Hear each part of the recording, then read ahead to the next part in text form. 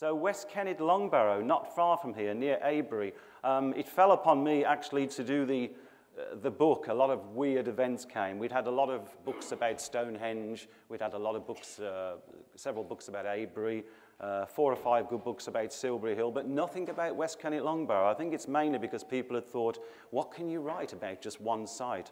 And I thought, to be honest, it would be a sort of 50-page booklet. But 252 pages later, I realized actually there's a lot you can find out about one place when you do your research and when you connect with a site. So the nature of this conference, I can go off on quite a weird limb this morning. Is that okay? Excellent, great. I love spending time with people that seem to be as weird as myself. It's really good. Gives me great hope. So these are all the sections and the way I approach West Kennet Longbarrow.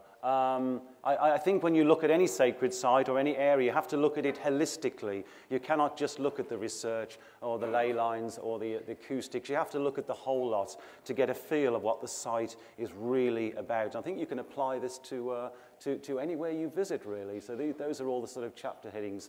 And it enabled me to get a deeper connection with West Kennet Longbarrow than even I thought possible. And hopefully I can give you a feel of that this morning. West Kennet Longbarrow, the finest megalithic tomb in England and Wales, Aubrey Burl said, and he should know, a very esteemed archaeologist. And for many years, alternative researchers have known that it was always more than a burial site. To say West Kennet is just a burial site is like saying churches are just used for weddings. You know, they're multifunctional, multidimensional, and I found lots of juicy quotes to put in my book from the new breed of archaeologists who are now agreeing with us. Sometimes we have to wait for archaeologists to catch up. So any archaeologists in the room? Oh, good. Oh, a shush there. Have we got one that's sneaked in? No. But actually, there's more archaeology in my West Kennet book, probably than all my other books put together, because archaeologists are now confirming what we've been saying for years, that sites are aligned, that there's a shamanic element to all these sites. So no problem. So West Kennet was also designed to impress. 100-meter-long white chalk mound originally stood there before it grassed over on a ridge, very prominent, built, visible from miles around. It was no shrinking violet, West Kennet Longbarrow. And this is its setting in the landscape. Here's West Kennet Longbarrow there. And in the book and in the project, we did the whole landscape, describing sites that some of them have now even gone, like that one. Some sites very little known. And because we realized there were sight lines involved in some of these sites that were 3.5 miles long. So I think the one thing that I like to get across is that everything is connected on the sacred landscape. I mean, we know spiritually everything is connected in the whole cosmos, but the ancients had this awareness 5,500 years ago. So even by British standards, West Kennet is pretty old. 5,000 and 700 years is about the earliest date we have for West Kennet, although there is some evidence that the Mesolithic people visited the hill as well. So we look at the whole landscape. I think you have to when you look at any sacred site. So these mounds, of course, have attracted mystery. They've attracted folklore for a long time. Because of the size of them, it was thought that giants were buried there. Lots of fairy folklore. Any fairies here today? Yeah, at least one, yeah. A lot of them associated with aliens. Any aliens here today? Come on, come on, come on.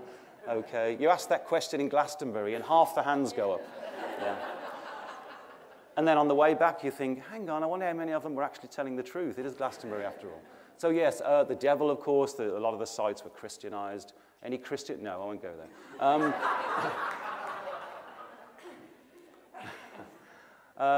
Dragons, oh, that takes me back. Yeah, so often thought to be the abode of a wise woman. I love this one, the little fairies dancing around outside, and the obligatory magic mushroom. Now I've got your interest, haven't I? Yeah. So a lot of folklore associated with West Kennet and other Longbarrows. I'm not going to bamboozle you with too many facts and figures, but there are loads in the book for fellow nerds like me who like lots of facts and figures. But a few I'll just put up here, of course. This West Kennet was built when just after farming had arrived, so people are no longer roaming the land hunter-gathering. They're in one place now. And the climate was very good in the early Neolithic. Climatologists have called it the climate optimum, where the temperatures in the winter and the summer were a little bit warmer than today, certainly warmer than we've had this month. And so it was perfect with the arrival of farming. And a new spiritual relationship was forged. People aren't roaming the land anymore. They're in one place, dealing with one landscape. And that is important. Chambered tombs are clan icons. Every mile or two we have a chambered Longbarrow in the Avebury area, and we think they're also staking a claim to the land. Archaeologists are agreeing now. So any interlopers or any pilgrims coming along, the local clan who are generally living down in the river valleys can say, do you see that mound up there on that hill? It's our ancestors in that mound, not yours. So it's kind of giving people a sense of belonging, a closer connection with the sacred landscape. And sometimes these chambered tombs have been excavated and found to contain no skeletons at all. Ooh, so what are they there for? So I've just got time to show you a few examples that we walked the landscape. Again, we looked at West Kennet Longbarrow. Sue and myself. Where are you, Sue? My long-suffering partner. I got up at 3 o'clock in the morning to do some of these sunrises. Wonderful. And we walked the landscape to see how far we could see, where we could see West Kennet from and where we couldn't see it from. So you soon realise you can see West Kennet from miles away. I'll just give you a few quick examples. Here's some of the sight lines where you can see West Kennet from. They're not map lines, they are sight lines. There's a difference. You can actually see West Kennet from any of these sites and vice versa, or you can see the locality.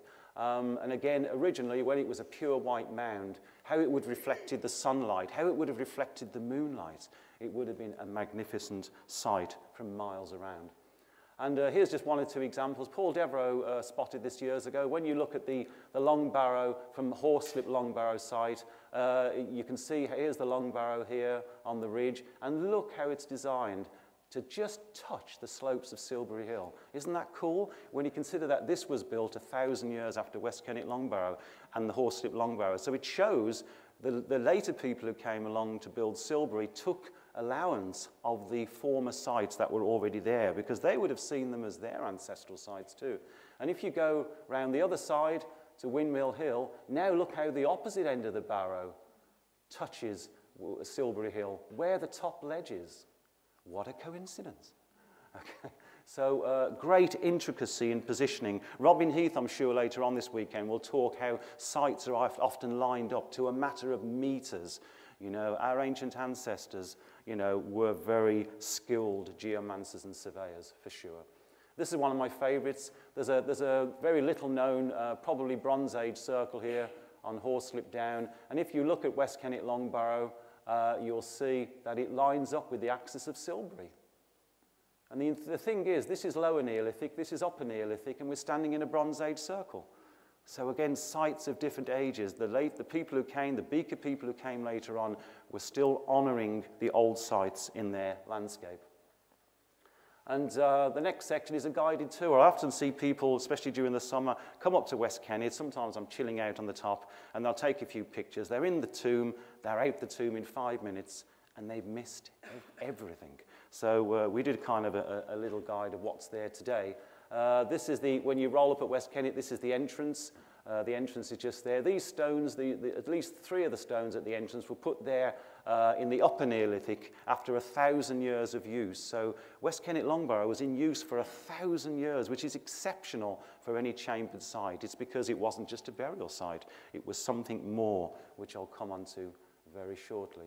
So here's the plan of West Kennet. Again, a 100-metre long mound. You can see by the truncation there, I think originally, it was even longer than East Kennet. I think it was well over 100 metres originally. But look at the small space that the chambers take up. What's all this doing? What's all this doing? It could be making a statement, this pure white mound, to impress. Our dowsers tell us it's channeling the Mary current through there. There is actually a line of sarsen stones going down the whole length at ground level, which was never meant to be seen. So is it channeling something down into the chambers? It reminds me of the Kundalini, you know, and your spinal cord and that sort of thing. So they never put anything else in this except the line of sarsen stones at ground level, which was never meant to be seen. And there's the original plan of the site. The blocking stones are not there.